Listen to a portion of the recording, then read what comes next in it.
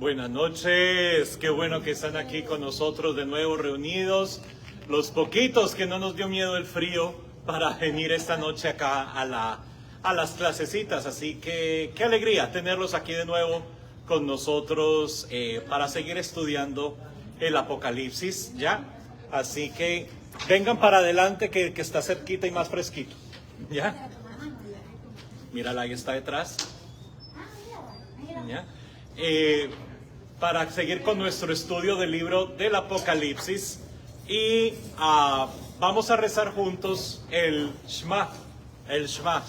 Les cuento una historia sobre eso. Ahora con la guerra que hay en Israel, cuentan las personas que han estado, que han sufrido pues la destrucción que estuvieron cuando atacaron los kibbutz, cuando atacaron la fiesta esa que había en el desierto. Cuenta inclusive un muchacho, un sobreviviente que alcanzó a salir vivo de esa barbaridad, que mientras escuchaba que daban disparos y que tiroteaban y que la gente gritando, que él se agachaba con la cabeza agarrada en las manos y lo único que repetía era Shema Israel, Shema Israel, Shema Israel. Esta oración para ellos es como para nosotros decir Padre nuestro que estás en el cielo. O sea, como que es esencial en la tradición y en la vida de ellos. Así que vamos a rezar juntos el Shema Israel. Shema Israel. Adonai Eloheinu. Adonai Echad. Wahabta et Adonai Elohecha Bukol Lebabha Wukol Nafshecha Wukol Meodeja. Y el Señor Jesús añadió la última frase: Wahabta Lereaja Kamoja. Y amarás a tu prójimo como a ti mismo. Bueno, seguimos avanzando en nuestro curso del Apocalipsis porque no hemos avanzado el capítulo 1, no hemos salido de ahí. Ya llevamos como 13 o 4 semanas y no pasamos del capítulo 1. Vamos ahora a empezar el capítulo 2 y el capítulo 3 del libro del Apocalipsis. Lo bueno de esto es que capítulo 2 y capítulo 3 nos va a recordar lo esencial del libro del Apocalipsis, que estamos hablando de comunidades cristianas reales que vivieron en el siglo I, a los finales del siglo I, y que estaban sufriendo persecución tanto político-religiosa, porque se acuerda que estudiamos que era el culto al emperador, los hacían templos dedicados al emperador como si fuera una divinidad. Y no era que fuera una religión en sí mismo, sino que era una estrategia político-religiosa para controlar las diferentes provincias. Y que aquellos que hablaran en contra de eso, pues terminaban o los mataban o terminaban exiliados. Como le pasó al autor de nuestro texto, Juan, que lo llamamos, que es un miembro de esta comunidad, que comparte los sufrimientos con esta comunidad, que él dice que fue exiliado también a la pequeñita isla de Patmos por dar testimonio del mensaje de Jesucristo, y que hace parte de los profetas, es decir, aquellos que anuncian y denuncian, anuncian la buena noticia, anuncian la esperanza, lo que Dios está haciendo, pero que denuncian el abuso de poder y de autoridad, y eso fue lo que terminó él exiliado. Entonces vamos de nuevo a capítulo 2 y capítulo 3 nos ayuda a entender que sí, el libro del Apocalipsis se escribió para unas comunidades reales que estaban pasando por problemas reales.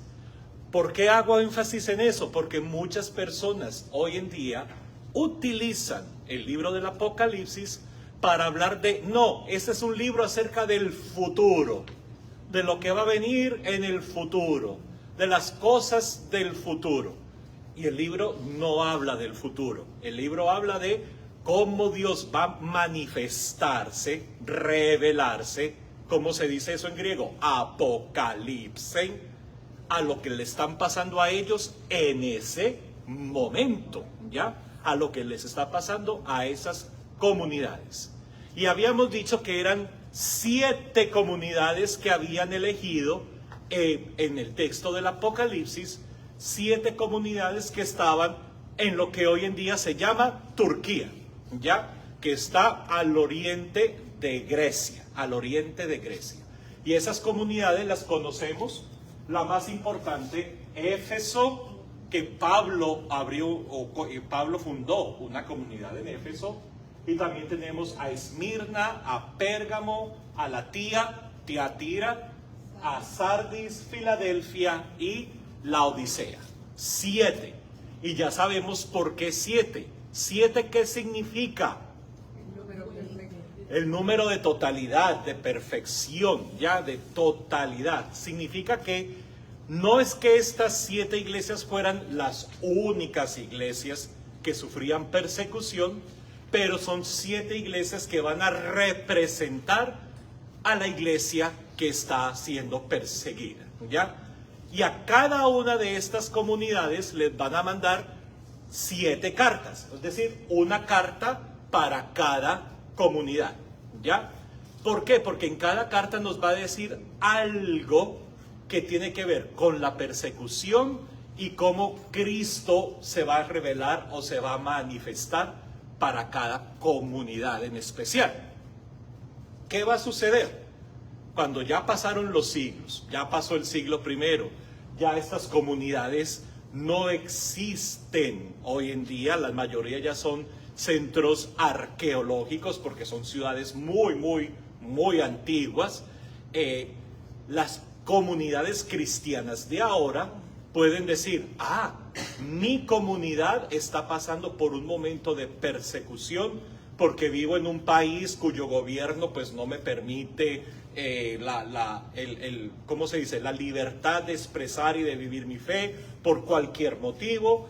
Y lo que le dice a esa comunidad puede ser lo que le está pasando a mi comunidad. Y por eso esa palabra del Apocalipsis, aunque sí fue escrita para las comunidades de esa época del siglo I, hoy en día leemos esas pequeñas cartas y podemos decir, mira, de pronto mi comunidad que estoy pasando en este momento por persecución o lo que sea, bueno, aquí de pronto puede haber un mensaje para mí, ¿Vamos bien? Entonces, son 7 cartas. Esto que ven en el tablero no es que es la clase de matemáticas y estamos aprendiendo la tabla del 2 y del 3. Esos son los capítulos y los versículos que vamos a leer juntos, ¿ya?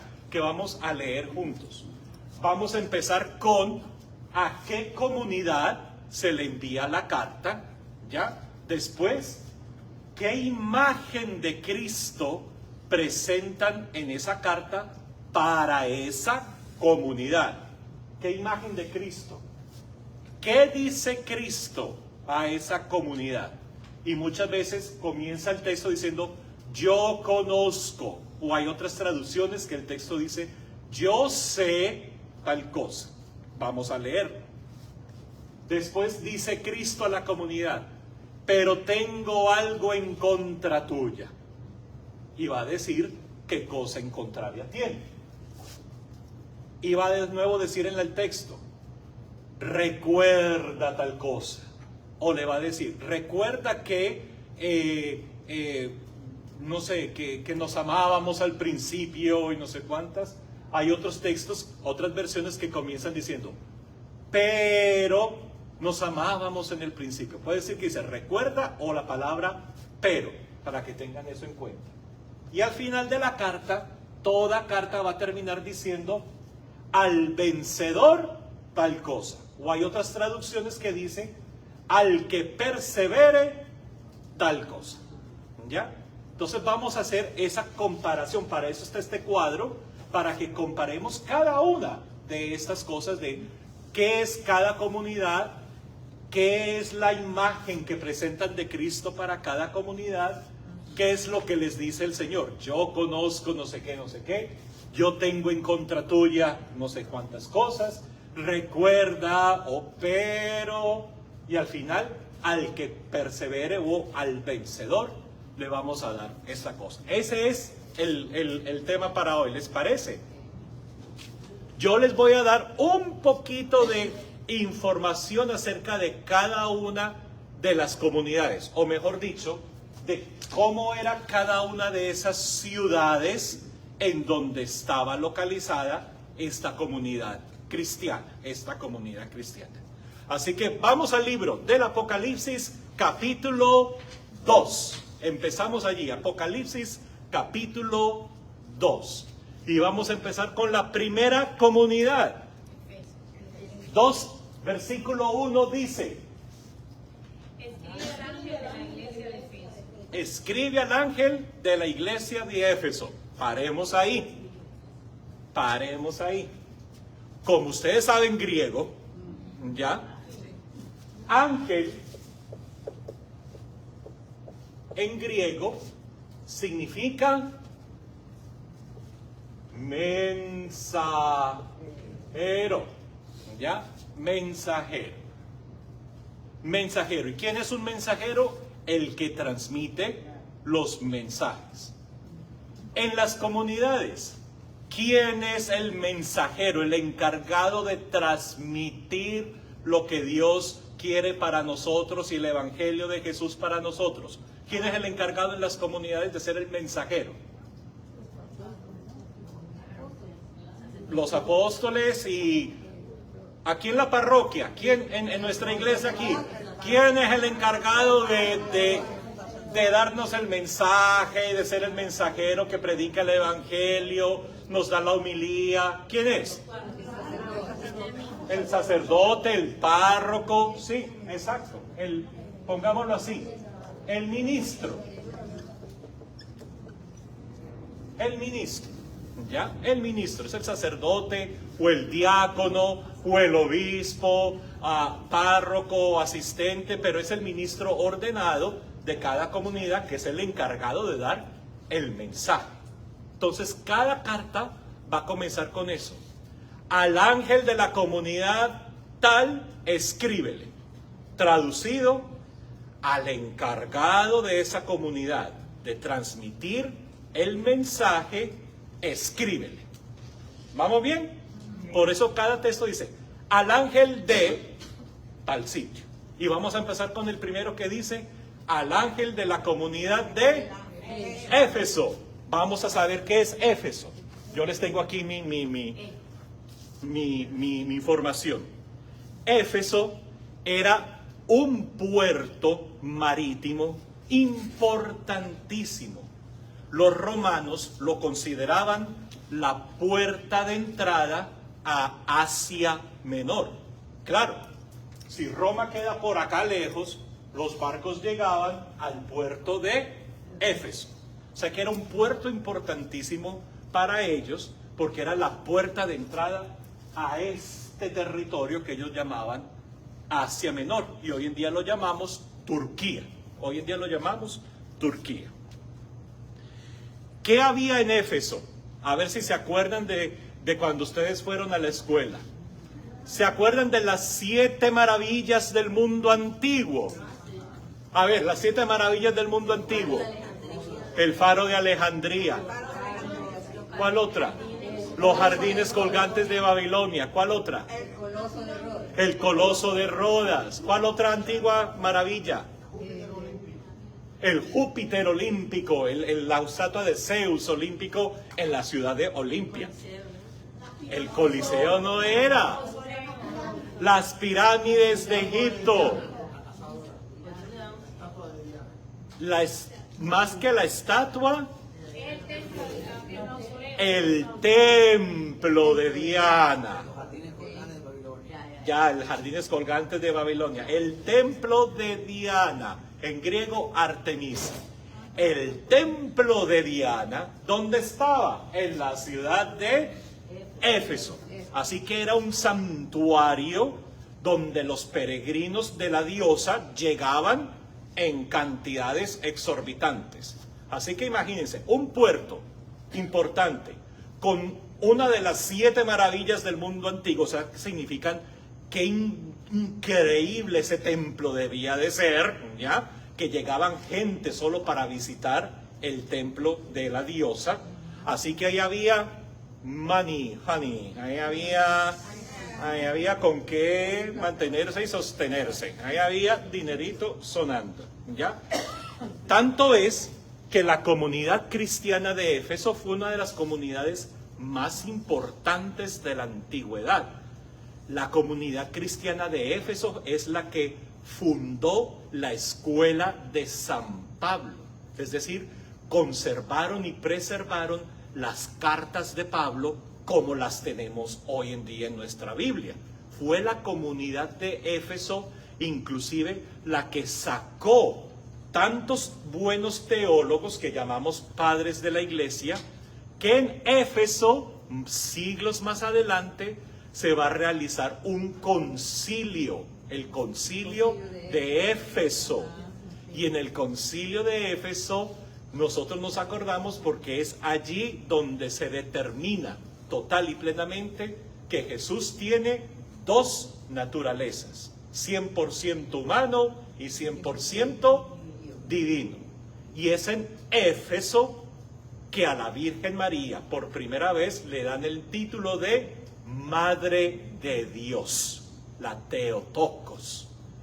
¿Por qué Madre de Dios? Porque si Jesús es 100% humano y María es la mamá humana de Jesús, pero si Jesús también es 100% Dios, entonces María también es la Madre de Dios. Y es ahí en Éfeso, o sea, es una mega importante ciudad, mega importante ciudad. Así que van a escribirle a la comunidad de Éfeso, al ángel, que ese es el ángel de la comunidad, el ministro, el mensajero que está ahí dándole el mensaje a la comunidad. ¿Cómo presentan a Cristo para esa comunidad? Está en el 2.1. ¿Cómo presentan a Cristo? Dice el que tiene las 7 estrellas en la mano derecha y anda en medio de los 7 candelabros. El que tiene las 7 estrellas en la mano derecha. Ya sabemos que la mano derecha significa fuerza, poder, ¿ya? Las estrellas significan ejércitos celestiales, ¿ya? O sea, él tiene, y el 7 significa totalidad, plenitud. O sea que, ¿quién le está hablando a la comunidad? El que tiene el poder y la fuerza y controla todos los ejércitos celestiales. Pero no está muy lejos. ¿En dónde está esa persona? Caminando. Anda en medio de los 7 Anda en medio de los 7 candelabros. Y ya sabemos que los 7 candelabros son las iglesias. Y 7 es la totalidad y la plenitud. ¿Dónde está Cristo presente? En medio de sus iglesias. Mira cómo presentan a Cristo, el que tiene el poder de todos los seres espirituales celestiales en la mano. ¿Y está presente en dónde? En medio de su iglesia. Mira como se iban leyendo ya. Vamos. ¿Qué dice en versículo 2? Yo sé todo lo que haces.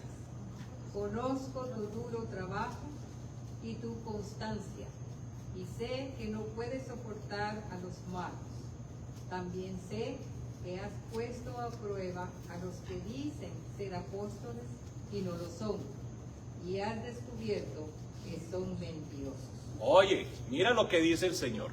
Yo conozco, yo sé. ¿Cómo él dice? Repítelo de nuevo. Yo conozco, yo sé. Yo sé todo lo que haces. Yo sé todo lo que haces. Conozco tu duro trabajo. Conozco tu duro trabajo. Acuérdense lo que les dije. Constancia.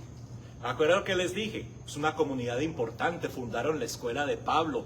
Son los que empezaron a guardar las cartas de Pablo. O sea, era una comunidad fuerte. Una comunidad que está ahí, activa, inteligentes. Inclusive mandaban misioneros para otros sitios. O sea que el Señor sí está diciendo lo que pasa en la...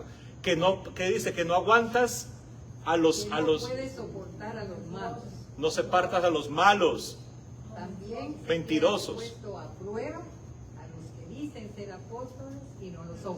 Ajá, a los que dicen ser apóstoles y no lo son. Es decir, descubierto que son mentirosos. mira, o sea, la comunidad de Éfeso es una comunidad básica, fundamental. porque ellos saben que es un apóstol. Pablo vivió con ellos. Pablo estuvo en ese lugar. Saben lo que hace un apóstol trabajando. Saben lo que predica un apóstol. Y mira, el texto dice, yo conozco todo lo que tú obras, tus trabajos. Yo sé lo que tú eres capaz inclusive de descubrir cuando alguien es un mentiroso, no es un verdadero apóstol, y que tú no aguantas, tú no soportas a esta gente que viene a engañar a la comunidad cristiana. Le está echando flores el Señor a la comunidad de Éfeso. ¿Quiénes son los nicolaitas? Aguanta el burro. Vamos para allá. ¿Ya? Le está echando flores a la comunidad. ¿Ya?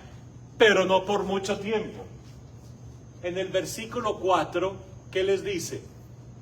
Pero tengo una cosa contra ti. Ave María. ¿Ahora qué? Que ya no tienes el mismo amor que al principio. Eso es todo lo que dice el versículo 4. Esto viene así. Yo tengo una cosa en contra tuya. Ya no tienes el mismo amor. No tienes el mismo amor que al principio. O sea que, ¿qué le habrá pasado a esa comunidad? Muy inteligentes, muy capaces, abren escuela, reconocen quién es un verdadero apóstol, tienen toda esa capacidad fuerte y de hacer cosas. Y dice el Señor, pero tengo algo en contra tuya. Y es que ya no tienes ese mismo amor que al principio. Traducido, te volviste una comunidad rutinaria. Hacen lo mismo, te dedicas a descubrir a los mentirosos y a los que no son apóstoles. Pero ¿y qué pasó con tu ¿cómo se dice? Con la chispa que tenías antes, cuando llegó Pablo a tu comunidad, ese fervor, esas ganas que tuvieron de al recibir el Evangelio, a considerarse cristianos, a dar testimonio de su fe? ¿Qué pasó con ese fuego que se encendió en ti? Dice el Señor, pero se te olvidó ese primer amor. Por eso te digo, hoy en día leemos esas cartas y se dice, ¿será que mi comunidad es parecida a esa? ¿Será que muchas comunidades en tiempo de persecución, ese primer amor se les va como...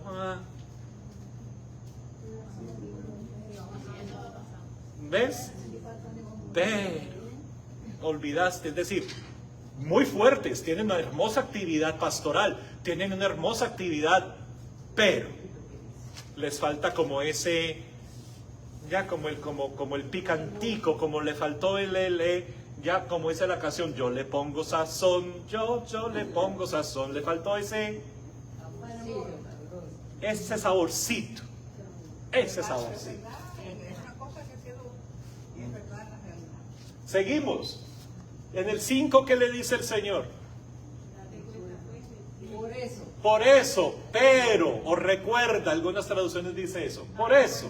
Recuerda de dónde has caído, vuélvete a Dios y haz otra vez lo que hacías al principio. Si no, iré pronto contra ti y quitaré tu candelabro de su lugar, a menos que te vuelvas a Dios. Ándale. Por eso recuerda. ¿Qué le dice? Recuerda. Recuerda de dónde has caído. ¿De dónde has caído? Te volviste una iglesia rutinaria, una comunidad muy intelectual, sabemos, mantenemos la doctrina ortodoxa perfecta de todo como tiene que ser, pero eso era lo que yo pedía que tú fueras. No, ¿de dónde te caíste? De ese fuego, de ese deseo de vivir como verdadero. ¿Ya? ¿Y qué le dice? Porque o si no... vuélvete a Dios y haz otra vez lo que hacías al principio. Ajá. Si no, iré pronto contra ti y quitaré tu candelabro de su lugar, a menos que te vuelvas a Dios. Exacto. ¿Se acuerda que habíamos dicho que por qué no aceptaban el libro del Apocalipsis tan fácilmente? Porque esa presentación de Cristo que viene a decir, aquí ya lo que fue, aquí ya no te perdono, vamos a comer juntos, vamos ya, aquí, el Señor viene y Se acabó el asunto. Y los pueblos dijeron, este Cristo del Apocalipsis a comparación del Cristo de los Evangelios está como que choca esa imagen. Yo voy a venir y si no te conviertes voy a quitar el candelabro tuyo. Ya, ay, Virgen Santísima. Ya. Y al final dice en el 7. ¿En el 7 o el 6? El 7.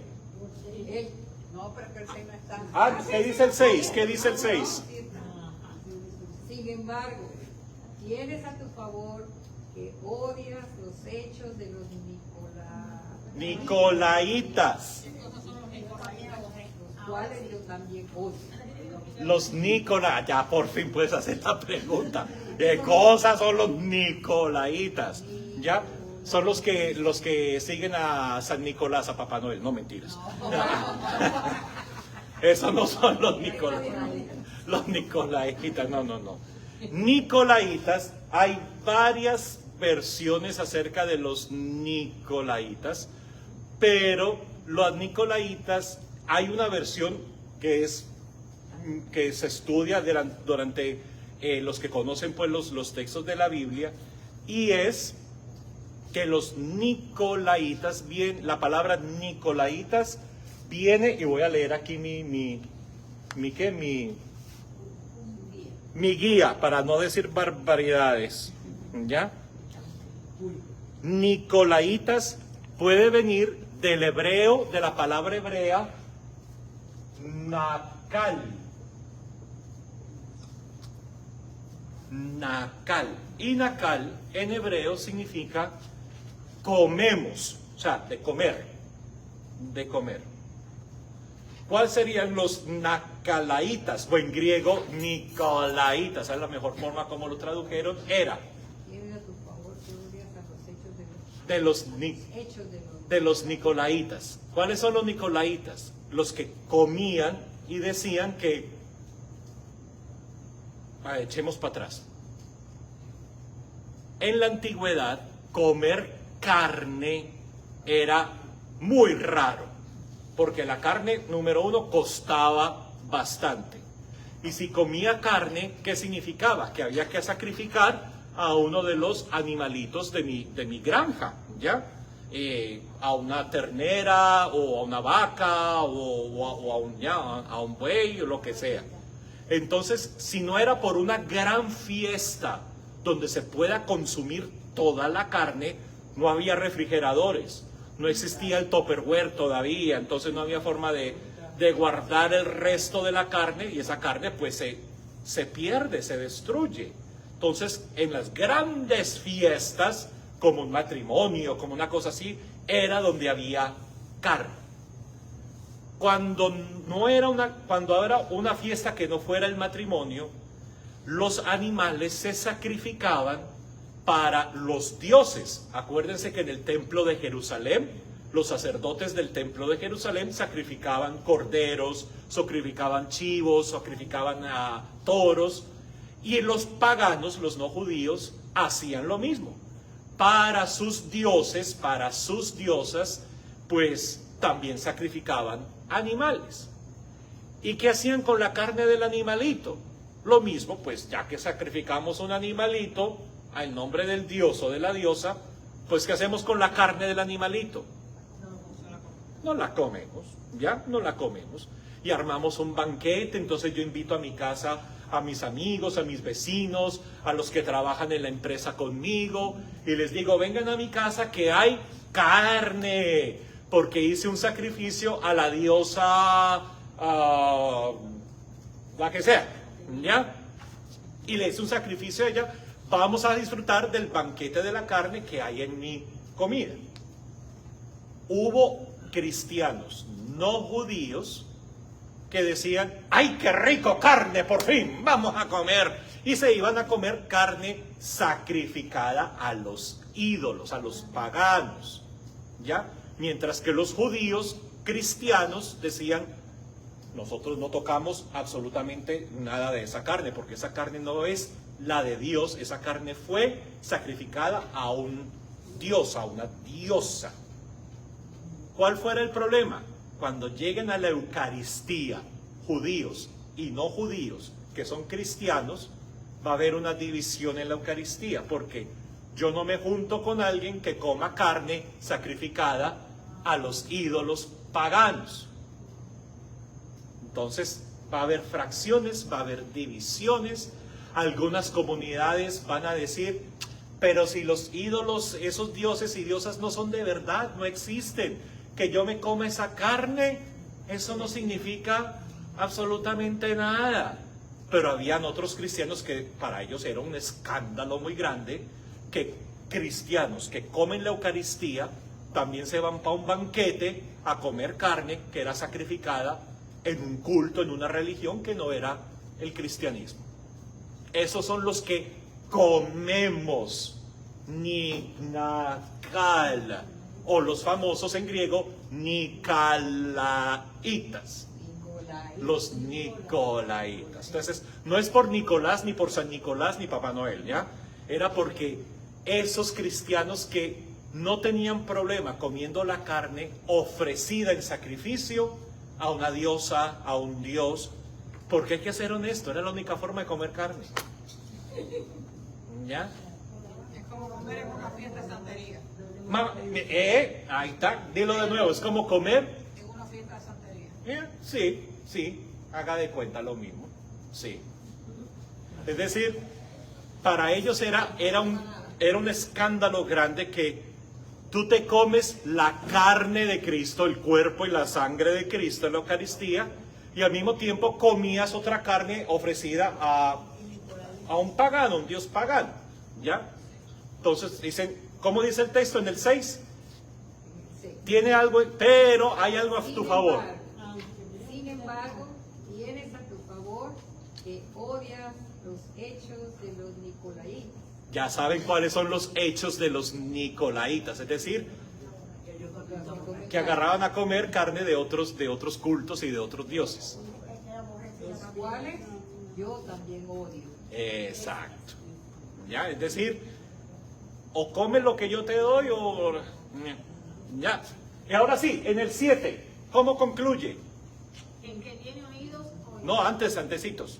El 7, no el 7. Al que tiene oídos, que oiga. Y perdón, me El Espíritu dice a las iglesias, Sí. a los que salgan vencedores les daré a comer del árbol de la vida, que está en el paraíso de Dios. Exacto, porque si estamos hablando de comida y de los que se están comiendo carnes sacrificadas a otros dioses, entonces dice, al final, el que se mantenga, es decir, el que está firme, el que persevera, el que no se deja corromper, digámoslo así, no se preocupe, no va a morir de hambre. ¿Qué es lo que dice? Le voy a dar frutos ¿de dónde? Del árbol de la vida. Es decir, para que tengas vida y vivas bastante, si aguantas y perseveras. Hay unas traducciones que dice el que persevere, hay otras traducciones que dice al que venza o al vencedor. No sé si su traducción dice eso. Al vencedor, al vencedor. El vencedor en griego se dice nika, como los nicas. Nikao, es el vencedor. Nikao, el vencedor. El vencedor. Y Nikao significa eso, el que sale victorioso. Nikao significa el que aguanta a pesar de los pesares, es decir, que no se mueve, no se derrumba, no se corrompe, ya es fuerte, ¿ya? Entonces dice el Señor, al vencedor, es decir, al que no se deja tumbar, al que no se deja, el que aguanta siempre, que no cae en los errores que ha caído la comunidad, tranquilo, si es por comida, no se preocupe, que al final yo mismo le voy a dar a comer de los frutos del árbol de la vida.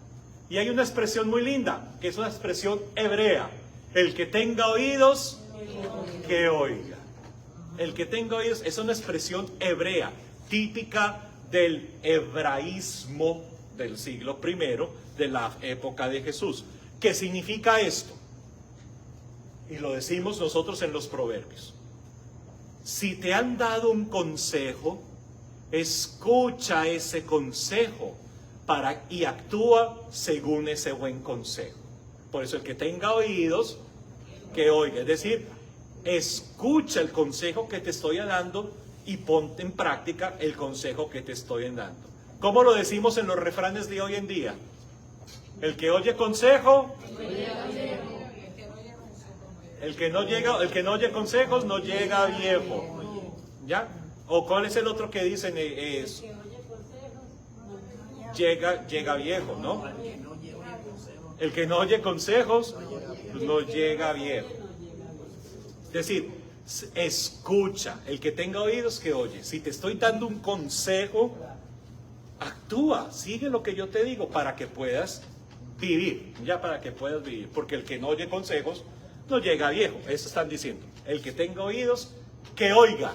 ¿Y cómo se dice oír en hebreo? Shema. Shema Israel, Adonai Eloheinu. Aquí todo está conectado con todo. Aquí todo va estando conectado con todo. Shema Israel, el Shema. Ya saben por qué estamos rezando el Shema. El que tenga oídos, Shema. El que oiga. Vamos a la otra comunidad. Esmirna, que está en el capítulo 2, versículo 8. Esmirna. Les digo información acerca de la ciudad de Esmirna. Esmirna era la ciudad del autor de literatura griega llamado Homero. No Homero Simpson, el de los... No, Homero. A ver, ¿qué escribió Homero? La Ilíada. ¿Y el otro libro? La Odisea. Él viene de Esmirna, de esta ciudad de Esmirna, ¿ya? Tienen un templo, bueno, tienen dos templos maravillosos en Esmirna. Uno dedicado a la diosa de la sabiduría. ¿Cómo se llamaba la diosa de la sabiduría? Minerva o Atenea, exacto, la misma. Minerva en romano, Atenea en griego. Y otro a nuestro amigo del vino, al dios del vino, Baco. Y en griego, Dionisio. Entonces imagina, tenemos sabiduría y parranda en el mismo lugar. No sé cómo se combinan las dos, pero tienen un templo para la sabiduría y un templo para el dios del vino. También es un puerto comercial. La economía de Esmirna no era tan grande como Éfeso, porque Éfeso, además de ser un puerto gigante, tenían el templo de la diosa Diana, que era una atracción turística. Imagínate, una de las 7 maravillas del mundo antiguo. Esmirna también es puerto, tiene 2 templos, pero la economía no es tan alta como en Éfeso, ¿ya? Tenía muy buena escuela de medicina en Esmirna. Así que si querías estudiar buena medicina, ¿a dónde vas? A Esmirna. Hoy en día, una escuela de medicina buena que tú digas, ay, este doctor se graduó de Harvard, ya de Exacto, una cosa así. ¿Ya? Y otra cosa importante que hacían en Esmirna era que allí era donde cuñaban las monedas. Tenían la casa de la moneda en Esmirna. O sea, tienen sabiduría, tienen el vino. La economía no tanto, pero ahí está. Pero acuñan. Tienen el banco, ¿cómo se llama? El banco nacional sería ese, ¿no? ¿Dónde se imprime la moneda? La casa de la moneda, ¿no? En el banco principal, banco nacional, diríamos nosotros, ¿no? Algo así.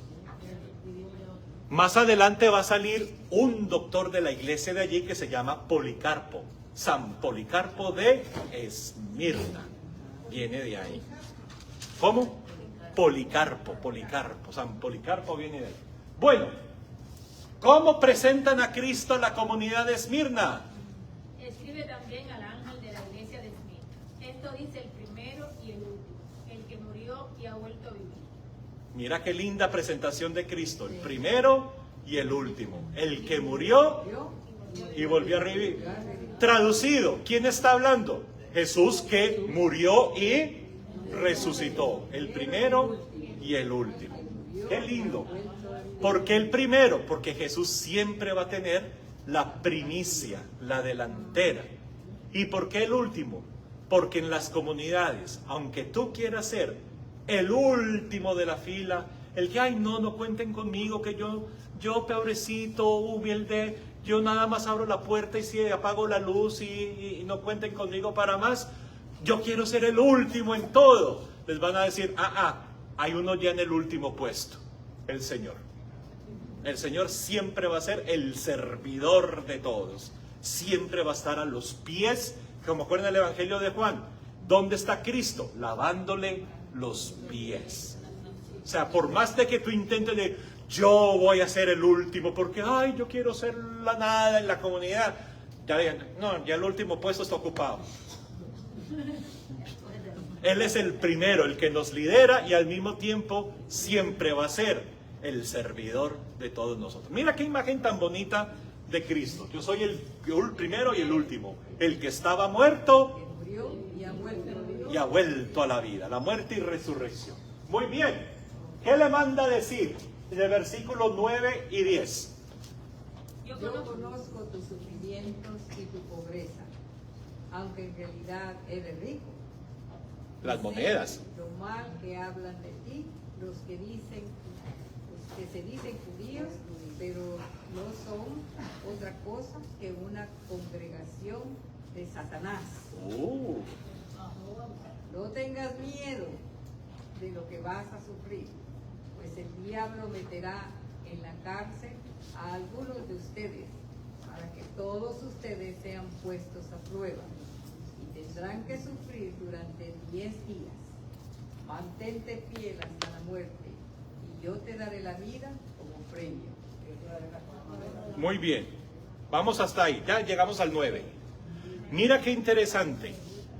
Como le dice, la comunidad, los judíos que no son judíos y que se reúnen, que se dicen judíos y no lo son, Pero no son otra cosa que una congregación de Satanás. Vamos por partes. ¿Qué significa Satanás? Satanás es una palabra hebrea, Satán en hebreo, Satán. Pero no es un nombre, sino un adjetivo. Satán no es un nombre, es un adjetivo. Como digo, la casa blanca. El nombre es la casa. El adjetivo, ¿de qué color es la casa? Blanca. ¿Ya? Satán no es un nombre, es un adjetivo.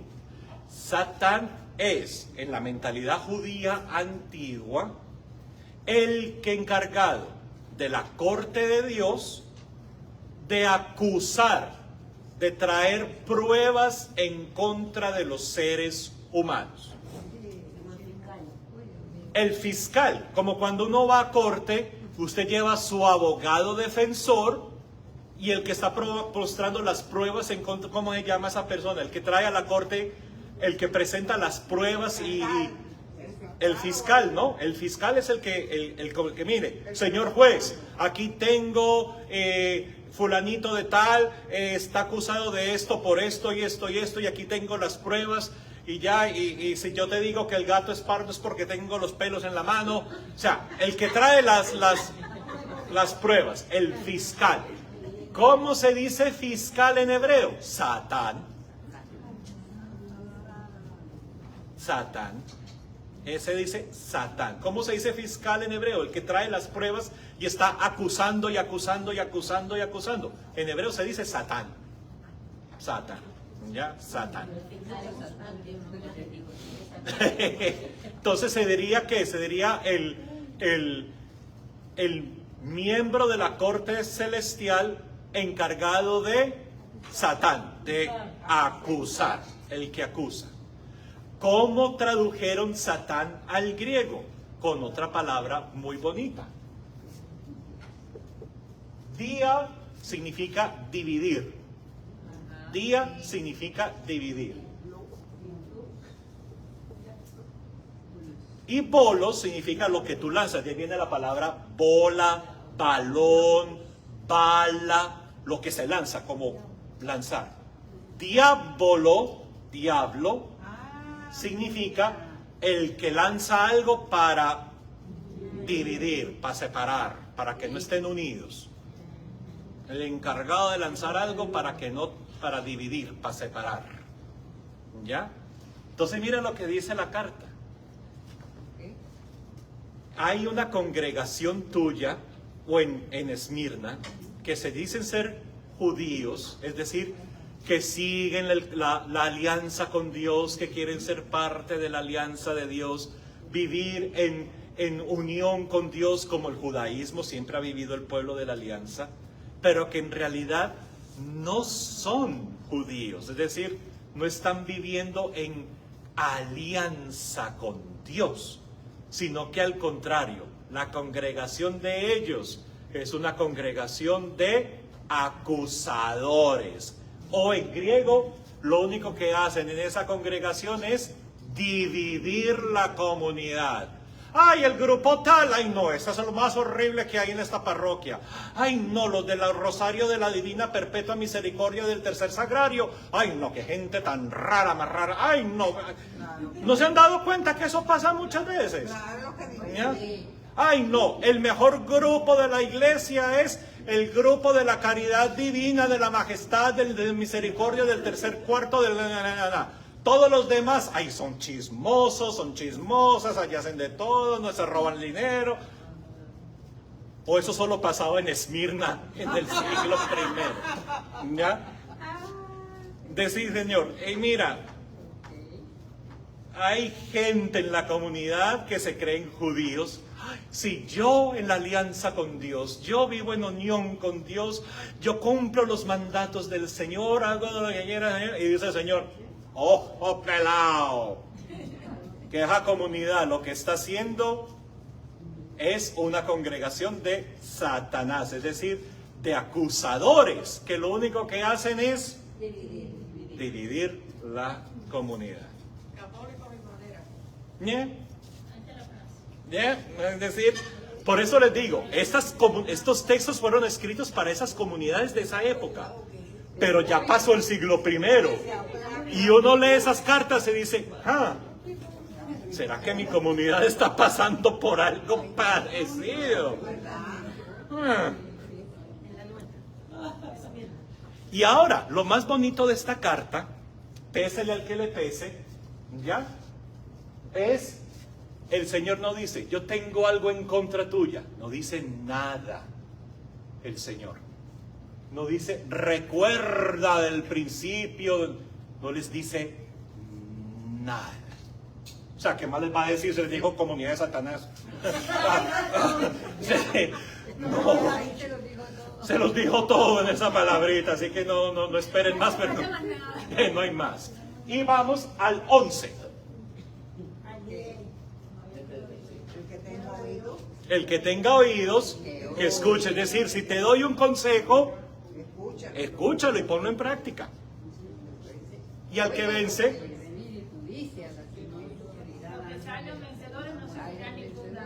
los que salgan vencedores no sufrirán ningún daño. ¿Qué más? Ni la segunda muerte.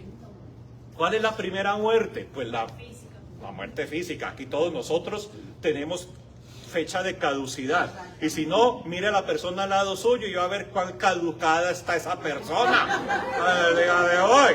¿Ya? Todos nosotros tenemos fecha de caducidad. Esa primera muerte, ninguno se salva de esa muerte. ¿Cuál sería la segunda muerte, además de la muerte física? La muerte de tu vida, de tu alma, de todo lo que eres tú, que se pierda todo lo tuyo.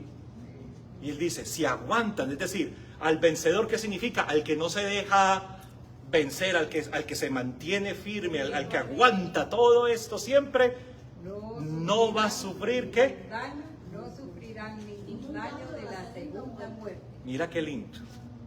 Es decir, físicamente sí, tristemente de esa, ni Jesús mismo se salvó de esa muerte, pero de la segunda muerte no le tocó a Jesús, no tocó la segunda muerte nunca. Ay, qué interesante, ¿no? Seguimos. Vamos para arriba. A la comunidad de Pérgamo, que está en el 2:12. 2:12. Les cuento acerca de Pérgamo. ¿En dónde vendían papelitos para escribir los rollos y los libros en esa época? Los pergaminos que vienen de la ciudad de Pérgamo. Mira cómo saben. ¿Tú fuiste por allá a comprar? ¿Viste? Sí. Exacto. De Pérgamo. ¿Cómo? Los hacían, claro, porque eran las pieles de los animales que las trabajaban y las elaboraban hasta sacar el pergamino.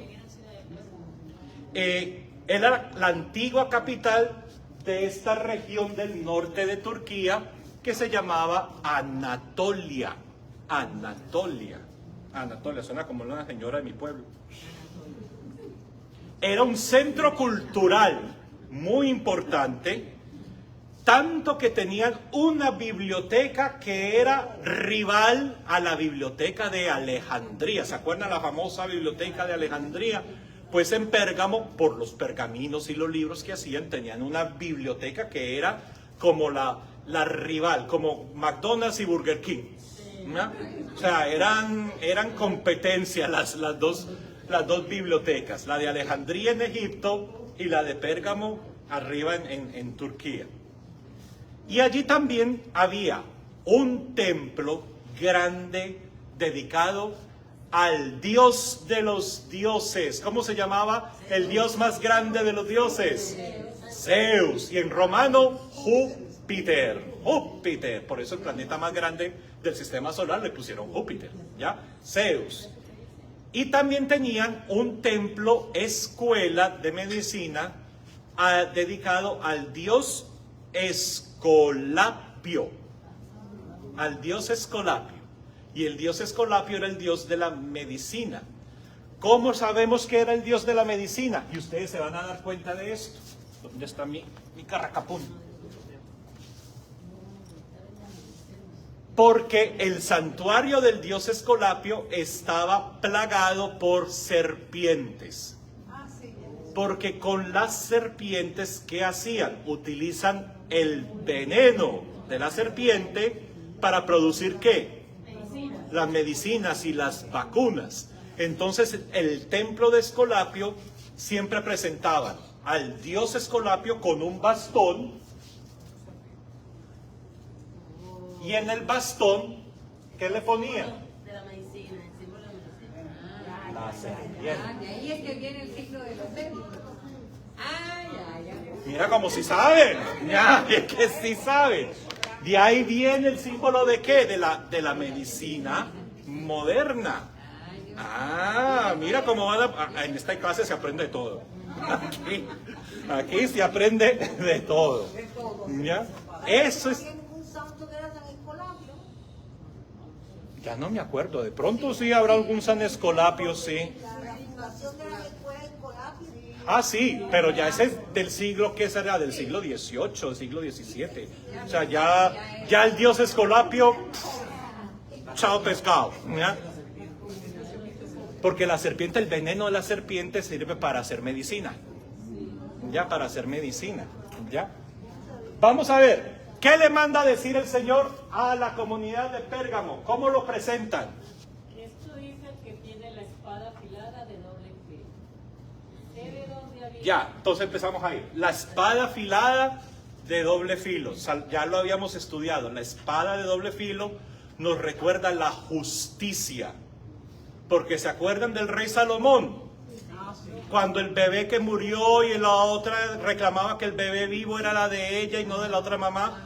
¿Qué es lo que dijo el rey Salomón? Vamos a terminar esto y partamos al bebé por la mitad y mitad para cada mamá.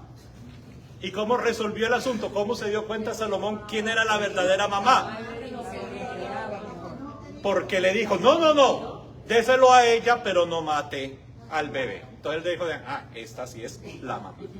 La espada de doble filo representa eso, la justicia. Entonces, ¿cómo se va a presentar en Pérgamo? El Cristo de la justicia, de la justicia. ¿Qué les va a decir en versículo 13? Yo conozco tus obras y donde moras, donde está el trono de Satanás. Pero retienes mi nombre y no has negado mi fe, ni aun en los días en que Antipas, mi testigo fiel, fue muerto entre vosotros, donde mora Satanás. En mora Satanás. Todo eso en el versículo 13. Yo sé dónde estás y allá está el templo de Satanás. El templo de Zeus. ¿Ya? Porque allí inclusive un testigo mío murió. Es decir, alguien que hablaba, como el autor del Apocalipsis, en contra de lo que eran estas religión política, político-religión de Roma. ¿Ya? ¿Y qué hizo Roma con este testigo que se llama Antipas? Bueno, se llamaba ya porque alma bendita, lo mataron. Entonces, ¿cómo se llamaba este testigo? Antipas. Antipas. Mira, tienen otro nombre para sus nietos. ¿Ya? Antipitas, venga para acá. Pobrecito, ¿te imaginas cómo la... Ay, ¿cómo le dirían en la escuela? Tipita.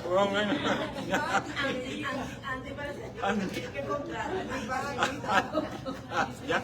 Antivita, ¿ya? Como el pobre muchachito le van a hacer bullying en la escuela, ¿ya? Dice, yo sé dónde estás viviendo y allí está el trono de Satanás. Está allí porque es el gran templo del dios Júpiter, de dios Zeus. Es más, cuando vayan a Berlín la próxima vez en Alemania, me invitan a Berlín. Porque en Berlín está el Museo Nacional donde está lo que rescataron de Pérgamo, que era las bases del gran templo de Zeus. Es una escalinata espectacular, con relieves, con de todo. O sea, le gastaron su dinero. Y o sea, cuando vayan a Berlín me invitan y yo lo llevo para allá para que lo vean. ¿Ya? Eso. Sigamos para el 14. 2:14. Pero tengo unas cuantas cosas contra ti. Virgen del Carmen. A ver, ¿qué tiene el Señor en contra de Pérgamo? Que ahí tienes algunos que no quieren apartarse de la enseñanza de Balaam, el cual aconsejó a Balac que hiciera pecar a los israelitas, inclinándolos a comer alimentos ofrecidos en sacrificio de los ídolos y a cometer inmoralidades sexuales. De nuevo, vuelve la burra al trigo. Claro, como tenemos el gran templo de Zeus, ¿se imagina la cantidad de sacrificios de animalitos y de la carne que hay allí ofrecida a Zeus? Entonces, ¿qué hacían? Habían cultos grecorromanos que además de ir a sacrificar el animalito al dios, pues armaban lo que nosotros llamaríamos hoy en día las fiestas patronales, ya por decir así. ¿Por qué? Porque por decir algo, la colonia colombiana en Pérgamo ha decidido ofrecer un banquete en honor a Zeus, ¿ya? E invita a toda la comunidad colombiana al banquete de Zeus para que comamos chicharroncitos y morcilla, y comamos marranito, y comamos no sé qué cuántas, no sé cuántas, en las fiestas colombianas en honor a Zeus. Díganme ustedes, ¿qué pasa en las fiestas patronales cuando no están rezando el rosario? Ya por eso en mi pueblo es que esto está más caliente que las fiestas patronales en mi pueblo. Porque, o sea, ¿qué hacen en las fiestas patronales? Después de que sacan al pobre santo en procesión para arriba y para abajo, que va la virgen así como... ¿Qué hacen después de la procesión? ¿Qué hace la gente? A beber, a comer, a hacer ña. De todo menos el rosario. De todo menos el rosario. Entonces dice el Señor, tengo algo en contra tuya, Pérgamo, que es, muchos de ustedes han caído de nuevo en eso de dedicarse a comer banquetes dedicados a los antiguos dioses, así como hicieron en los antiguos israelitas, que fulanito arrastró al otro a cometer las inmoralidades sexuales, porque para los antiguos judíos el adulterio era el ejemplo de cuando tú abandonas a Dios y te vas con otros dioses y dioses. Es decir, la intimidad que tenían con Dios la rompo y voy a tener intimidad con alguien que no es mi Dios. ¿Cuándo empezaron a comer puerco? No, los griegos toda la vida. Toda la vida. Sí, los judíos eran los que no comían puerco. Y después los musulmanes, claro. Originalmente no comían puerco era porque en la tierra de ellos no cultivaban, eso no es la palabra, no criaban cerdos. Entonces, como no era parte de su entorno cultural, entonces... La triquina también, que era un parásito, que la tenían los puercos. Entonces, si uno no cocinaba bien el puerco, la triquina le... Claro. Pero acuérdate que ellos en la antigüedad no conocen nada de eso de triquina, ni tricuatro, ni... No saben que era eso, pero como no era el animal de la granja de ellos, entonces ni mis ancestros tenían puerquitos, los que no eran israelitas sí tenían puerquitos, entonces ellos dijeron, esos animales, nosotros no. ¿Y gallinas? Gallinas sí, pavos también. Claro, ¿y dónde estaba Jesús? Fuera de Israel. ¿Ya? Claro, sí, gallinas sí, pavos también podías comer. Vacas, terneros, todas esas cositas. Ovejitas. ¿Vamos en dónde? En contra. ¿Qué dice el versículo 15? También tienes ¿Cómo es? Otra vez salieron los nicolaitas. Ya sabemos quiénes son los famosos. Todo es acerca de comer comida dedicada a los dioses. ¿De dónde viene la palabra Nicolaita? Yo no estaba... De San Nicolás, no mentiras. Nicolaitas viene del hebreo nakal, que es comer. Entonces los que se están comiendo todos estos banquetes ofrecidos a otros dioses. Número 16. Por eso vuélvete a Dios. De lo contrario, iré pronto a ti y con la espada que sale de mi boca pelearé contra él. Chanfle. Es decir, vamos a poner justicia en esta comunidad. ¿Ya? ¿Y cuál es la justicia de Dios? Pues la palabra de Dios, que es la justicia con la que hace. Y el versículo 17. El que tiene oídos.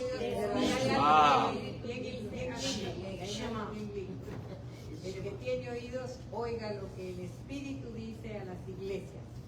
A los que salgan vencedores les daré a comer del maná que está escondido, y les daré también una piedra blanca en la que está escrito un nombre nuevo que nadie conoce sino quien lo recibe. Mira qué bonito. ¿Se acuerdan qué es el maná? No es el grupo de música de rock mexicano. ¿Ya? ¿Qué es maná? ¿Qué era el maná? El pan que Dios mandaba en el desierto a los antiguos hebreos. ¿Ya?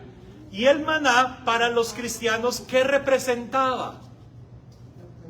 La Eucaristía, Cristo, el pan. ¿Se acuerda que en el capítulo 6 del Evangelio de Juan dice, sus padres comieron maná en el desierto, pero yo soy el pan vivo que ha bajado del cielo? Y ya, es la Eucaristía. Entonces dice, al que aguanta, al que persevera, al que no se deja inclinar ni gozar por esto, no se preocupe, no se va a morir de hambre. Yo le doy el maná guardado, es decir, el cuerpo de Cristo, la Eucaristía, que está guardado ¿en dónde? Está escondido. Escondido. ¿No dicen dónde? No, En el cielo. escondido. Está escondidito en el cielo, Y el le maná. daré también una piedra Una blanca piedra blanca. en la que está escrito un nombre nuevo Ajá. que nadie conoce sino quien lo recibe. Y adivínense, a ver si ustedes se acuerdan de esa carta de Pablo, ¿ya? Por eso Dios lo levantó sobre todo y le concedió el nombre sobre todo nombre, de modo que al nombre de Jesús toda rodilla se doble. ¿Dónde? En el cielo en la tierra y lo que está por debajo de la tierra en el agua. Entonces la piedrita blanca, ¿blanco qué significa? ¡Victoria! Pureza. No, blanco significa victoria. La pureza fue con la reina Victoria, que dio por vestirse de blanco para el matrimonio. Pero eso es otra cosa, ¿ya? Ok. Blanco significa victoria. Al vencedor le doy una piedrita blanca, es decir, de la victoria con el nombre escrito que nadie conoce, sino El que la recibe. el que lo recibe. Es decir, el que reconoce el nombre que está por sobre todo nombre. Mira cómo vamos bien. Nombre nuevo. Ya, pero no, acuérdense que no pueden decir ni Jesús, no pueden decir nada porque No, pues, porque están perseguidos. Entonces, todo está codificado, ¿ya? Pero mira que nosotros no dijimos el nombre. Uno llega a la conclusión. ¿Por qué? Porque estamos dentro y sabemos el código. Seguimos. Vamos para donde la tía. A la comunidad de Tiátira, que está en el versículo 18. Tiátira. ¿Cómo? Ya no tenían fuerte, ya debían ser más. Sí, no, ya están adentro de la ciudad, de la tierra. Tiátira era famosa porque hacían comercio con los tintes, especialmente el color púrpura, que era muy difícil de conseguir en aquella época. El color púrpura se usaba o se conseguía con unos moluscos del mar, ¿ya? Que soltaban, o sea, que cuando tú agarrabas ibas a pescar y pescaban esos moluscos, ya nos están diciendo que nos tenemos que ir, ¿ya? Terminamos con la tía Tira por hoy, ¿ya? Y pescaban esos moluscos y después había que exprimirlos para sacarles el tinte que tenían estos moluscos y procesar el tinte para que saliera púrpura y así poder ¿cómo se dice? Teñir las telas con ese color púrpura. ¿De dónde venían los famosos músculos? Moluscos. ¿De cuál mar? el mar Mediterráneo. No, del mar rojo. Se llamaba mar rojo por estos moluscos, por la tinta que soltaban. Ay, Dios. Mira cómo van aprendiendo aquí cantidad de cosas. ¿Por qué se llamaba el mar rojo? Por los moluscos que habían en ese pedacito de mar que soltaban esa tinta morada, rojiza, y por eso le ponían el nombre a las orillas en la arena, quedaba como esas manchones de tinta, y por eso lo llamaban el mar rojo. Vea ustedes cómo vamos aprendiendo. Entonces, en Tiátira había una gran factoría de poder teñir telas con el color púrpura. ¿Y quiénes podían pagar semejante trabajo? Traer desde el mar rojo los moluscos aquellos, exprimirlos, teñir. La gente que tuviera, pero mucho dinero. Al punto que, por ejemplo, en la ciudad de Roma, solo el emperador se vestía de púrpura, nadie más. Los senadores romanos solamente les permitían una franja púrpura en la toga, pero no toda la toga. El emperador era el único que se vestía de púrpura. Lidia, en Hechos de los Apóstoles, la primera mujer europea convertida al cristianismo. Lidia, pero en la ciudad de Filipo, tenía una fábrica de teñir telas de púrpura y ella era de esta región. Sí, señor. Ya son las I-22, ya ves. Sí, puede ser que ella sea de ese lugar. Allí había un templo, el templo del dios Apolo. Y el dios Apolo era el dios protector del emperador de Roma. ¿Ya? Sí, como nosotros cada uno tiene como su santo patrón o su ángel de la guarda, para ellos el dios que protegía al emperador era el dios Apolo. Y en Tiatira estaba el templo del dios Apolo. ¿Ya? Vamos a leer rapidito qué le pasó a Tiatira. ¿Cómo presentan a Cristo en el 2:18? Escribe también al ángel de la iglesia de Tiatira. Esto dice el Hijo de Dios, el que tiene los ojos como llamas de fuego y los pies como bronce pulido. ¡Qué lindo! Los ojos como llamas de fuego y los pies como bronce pulido. Que aquí se El- llaman Hijo de Dios. Exacto, el fuego representa la divinidad, la presencia de un Dios. ¿Ya? El fuego representa la divinidad, la presencia de un Dios. ¿Se acuerda con Moisés el arbusto que estaba echando candela, la zarza ardiente? El fuego representa la divinidad. Y los ojos representan la sabiduría, el conocimiento. Porque ¿cómo leían ellos? Pues con los ojos, que todavía no se habían inventado el estilo de lectura Braille. Entonces, ¿cómo tenías tu conocimiento? Leyendo. ¿Y qué usabas para leer? Los ojitos. Por eso cuando Pablo tiene esa experiencia de Cristo resucitado, ¿cómo quedó Pablo después de esa experiencia?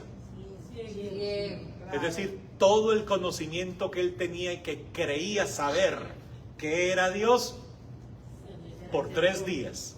3 días. Eso suena a 3 días de Cristo en la tumba, 3 días para la resurrección. Bueno, pero después hablamos de eso. Es decir, Cristo se presenta como este Dios que tiene el fuego en los ojos, es decir, la sabiduría divina está en Cristo. ¿Y los pies cómo son? Bronce pulido. Bronce pulido, es decir, bronce pulido. Cuando tú lo pones a la luz, ¿cómo hace el bronce? Brilla. Es decir, que Cristo se presenta en Tiatira como un Dios, desde la puntica del pelo hasta la uña enconada del pie izquierdo. Todo él, de arriba abajo, es la presencia de Dios con sabiduría. ¿Qué dice en el 19?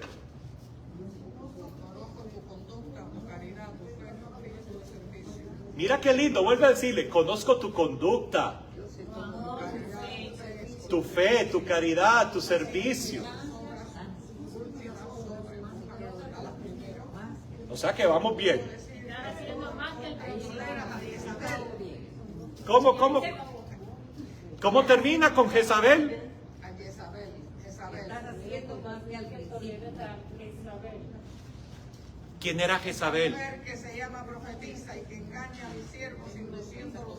Pero es que ya eso es de contra. Eso de- Ya te pasaste del 10, ya te pasaste para el otro. Eso es el 19. ¿Quién era Jezabel? Jezabel era la reina de Tiro y Sidón, que se casó con un rey judío llamado Acaz. Jezabel, como era reina de Tiro y Sidón, de allá del norte, en Tiro y Sidón tienen su propio dios, que era Baal, el dios Baal. Entonces, ¿a quién adoraba Jezabel? A Baal. Pero se casó con un rey judío. ¿Y a quién adoraron los judíos? Al Señor Dios, a Yahvé. Pero ustedes saben cómo es la cosa. Ahaz se dejaba convencer de Jezabel y permitía que el culto a Baal entrara en el reino judío. Y en la antigüedad, bueno, si el rey puede adorar a Baal, ¿por qué no nosotros, el resto del pueblo? Si el rey puede, que el rey es elegido por Dios para ser rey de nosotros, puede adorar a Baal como su esposa Jezabel lo está haciendo, porque nosotros no podemos hacer eso. Y Baal era un cordero. no, un dios, el dios del trueno, de la lluvia, de todo eso. Sí. Pero sí lo representaban no con un cordero, sino con un toro, por la fuerza. ¿Qué sucedió? ¿Quién sale a pelear contra los profetas y los sacerdotes de Baal? Elías, el profeta Elías. Y no sé si se acuerdan que en el Monte Carmelo se armó una pelea, la cosa más impresionante, que construyan un altar, que traigan a los profetas de Baal para pedir fuego, que caiga fuego del cielo y que consuma el sacrificio. para ver quién es el verdadero Dios, si Baal o el Señor de Israel. ¿Ya? ¿Y qué dice el texto? Que los profetas de Baal empezaron a hacer sus oraciones, sus cantos, sus bailes, todo eso, y del cielo no caía nada. Y cuando le tocó al profeta Elías, dice, abran un surco alrededor del altar y échenle agua al sacrificio y a las piedras hasta que cubra el surco que él hizo alrededor del altar. Y después invocó al Dios de Israel, a Yahvé, cae fuego del cielo, consume todas las cosas y el pueblo empieza a gritar, no hay Dios sino Yahvé, no hay Dios sino Yahvé. Hasta ahí todo muy lindo. ¿Qué hizo a Elías? Ya como con ese ímpetu que tenía Elías, ¿qué dice? Señores, agarren a todos los profetas de Baal y racapón pim pim. Ya, que miren de para arriba, a chupar gladiolo todo el mundo. Y empezaron a degollar a cuanto profeta de Baal encontraron. Adivinen quién no va a estar muy contenta con lo que pasó con sus profetas. La reina Jezabel. ¿Y qué es lo que manda decir la reina? Por decreto real, a quien encuentra el profeta Elías, lo mata en nombre de la reina. ¿Y qué hace Elías? Se perdió, se fue. Paticas para qué te tengo. Se fue corriendo hasta el monte donde Dios se le apareció a Moisés por allá en el desierto. Ella estaba arriba en el norte, en el Carmelo. Y Elías dijo, a mí no me encuentras en el polvero. Y se fue corriendo el profeta Elías. Y el texto dice, se deseaba la muerte. Yo no soy mejor que mis padres, no sé qué. Déjenme morir. Claro, hermano. ¿Cómo se le ocurre a Elías hacer semejante barbaridad? Pero bueno, ¿dónde íbamos? ¿En el 20, en el 21? Sigamos leyendo hasta el 24. 25. Pero conserven lo que tienen hasta que yo venga. Ah, chiquitico, mira, estaba bien. Pero conserven lo que tienen hasta que yo venga. En el 26. Los que salgan vencedores y sigan hasta el fin, haciendo lo que yo quiero que se haga, les daré autoridad sobre las naciones. Ay, qué bonito, qué bonito. Como mi Padre me ha dado autoridad a mí, y gobernarán a las naciones con cetro de hierro, y las harán pedazos como a ollas de barro. Y les daré también la estrella de la mañana. El que tiene oídos, Que oiga. ¿Cuál es la estrella de la mañana? Vuelvo y se los traduzco. Muy temprano en la mañana, el primer día de la semana, las mujeres fueron al sepulcro. ¿Y qué encontraron en el sepulcro? El sepulcro estaba vacío. Entonces, ¿quién es la estrella de la mañana? ¿Quién se levanta el primer día de la semana? Jesús. Al que persevere hasta el final, les voy a entregar la estrella de la mañana. Es decir, yo mismo, resucitado, me doy completamente a ustedes. Ya aguanten hasta el final. Perseverar es decir, que el que no se deja influenciar, el que no se deja mover, el que no es capaz de compartir estas cosas que hacían antes, aguanten hasta el final, que van a perseverar todos juntos. Muy lindo. Bueno, se nos acabó el tiempo. ¿Ya? Nos quedó la iglesia de Sardis, Filadelfia y la Odisea. Que si Dios quiere lo vamos a ver entonces el miércoles entrante para que sigamos viendo cómo estas comunidades nos ayudan a nosotros. Feliz noche, bendiciones, que estén muy bien, gracias.